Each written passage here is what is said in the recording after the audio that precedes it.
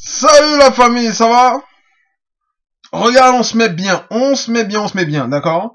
Pour ça, là, tu vas ouvrir Ésaïe 7, verset 9, ça va être juste la dernière, si je peux appeler ça proposition, je crois que c'est comme ça qu'on appelait ça à l'école. La phrase dit, si vous ne croyez pas, vous ne subsisterez pas. D'accord? Donc, c'est pour ça que là, aujourd'hui, je viens de parler, tu vois. Peut-être tu passes par quelque chose où, t'es absorbé par le découragement, c'est le terme qui me vient. D'accord? C'est vraiment le terme. T'es vraiment absorbé par le découragement. Concernant une situation, tu as accepté de vivre, d'attendre simplement à la fin ou bien de continuer, voilà, tant bien que mal. Mais concernant une situation particulière, t'es déjà complètement découragé. T'as complètement abandonné. Tu crois que Dieu, c'est ça qui est fort, hein, comme beaucoup de chrétiens, tu crois que Dieu est capable, parce qu'il est puissant, mais tu ne crois pas qu'il va faire dans ta situation. Tu crois qu'il peut faire, mais qu'il ne va pas faire dans ta situation.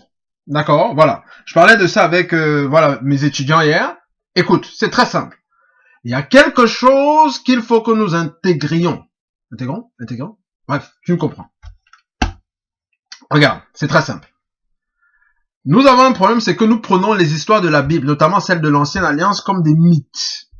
On a beaucoup de films fantastiques à la télé, d'accord? Donc on est accoutumé à ce genre d'histoire, un peu rocambolesque, Jésus qui est sur la montagne, qui décolle, qui va au ciel, machin. C'est des choses qu'on a déjà vues, notre cerveau a déjà percuté ça. On a la foi, il n'y a rien à dire, mais le véritable problème c'est que, là où ça se joue chez beaucoup, notre foi est attaquée par le fait que, non, je vais reformuler, il faut, voilà le message qu'il me donne pour toi, Dieu veut que tu crois, allez, je vais droit au but, hein, voilà. Dieu veut que tu crois qu'il a vraiment aidé Joseph. C'était de la réalité. C'est pas un mythe. C'est vraiment une histoire qui est arrivée. D'accord? C'est vraiment une histoire qui est arrivée. Il s'est retrouvé, il était coincé, et Dieu l'a sorti de là. Il faut que tu crois que c'est une réalité. Dieu a vraiment aidé Abraham et Sarah. Dieu a vraiment aidé Moïse. Avec le peuple. Il était coincé face à la mer. Hein. Le pharaon était en train de venir. Il n'y avait pas de solution humaine. Dieu l'a vraiment aidé. C'est une vérité. Dieu l'a aidé. Ça, c'est clair. Il faut que tu crois que Dieu a vraiment aidé Ruth. C'est une histoire qui est arrivée. Ruth, c'était foutu. Elle était moabite.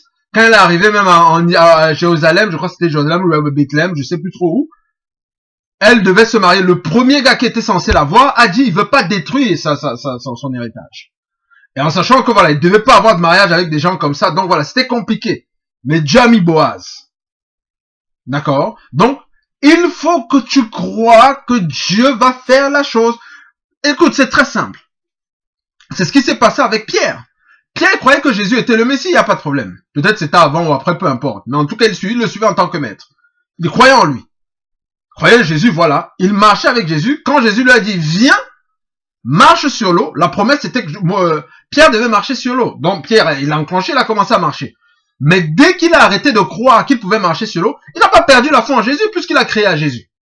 Pas de problème. Mais concernant ce truc-là, le fait de marcher sur l'eau, il a commencé à s'enfoncer.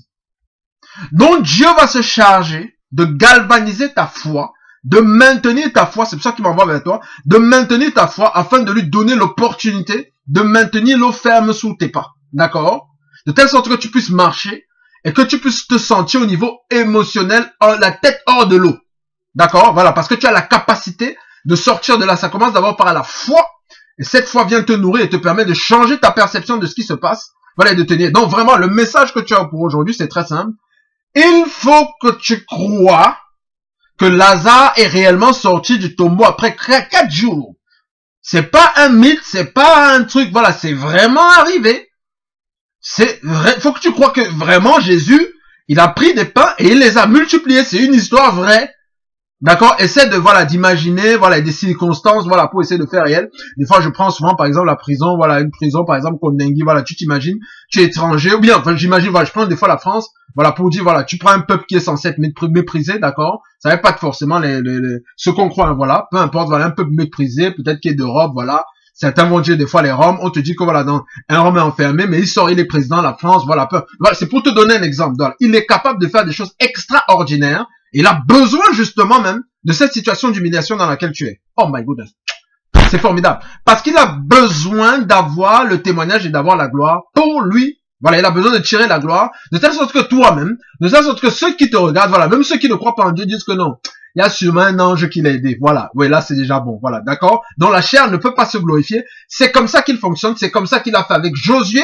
Quand Josué allait en guerre, Josué était en train de battre des adversaires. Dieu envoyait des pierres du ciel pour tuer. Et il a tué plus que Josué. Et il a dit non, je l'ai fait. C'est vrai que c'est moi qui vous fortifie. Mais vous pouvez ne pas voir que c'est moi qui vous donne la victoire. Donc, il fallait que je vous montre que c'est moi qui fais afin que vous ne tirez pas la gloire pour vous. Allez, je te laisse avec ça. Je te dis très très bonne journée. Sois galvanisé, sois fortifié. Va de l'avant, ne t'arrête pas. Ciao, ciao.